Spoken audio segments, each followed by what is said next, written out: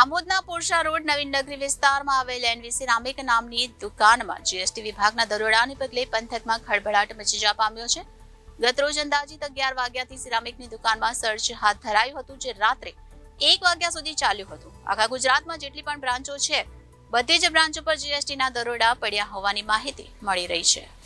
રાજ્યભરમાં state GST વિભાગ દ્વારા કરચોરો સામે કાર્યવાહી કરવા અને કરચોરી પકડવા પાડવા માટે દરોડા પાડવામાં આવ્યા છે, જેમાં અલગ અલગ જિલ્લાઓમાં તપાસનો ધમધમાટ શરૂ થયો છે. તેવામાં ભરૂચના આમોદમાં જીએસટી વિભાગે સિરામિકની દુકાનમાં દરોડા પાડ્યા છે. સિરામિકની દુકાનમાં દરોડા પાડતા વ્યાપારીઓમાં ફફડાટ ફેલાયો છે. મળતી માહિતી મુજબ આમોદમાં આવેલા પુરશા રોડ નવીન નગરી વિસ્તારમાં એનવી સિરામિકની દુકાનમાં જીએસટી વિભાગે દરોડા પાડ્યા છે.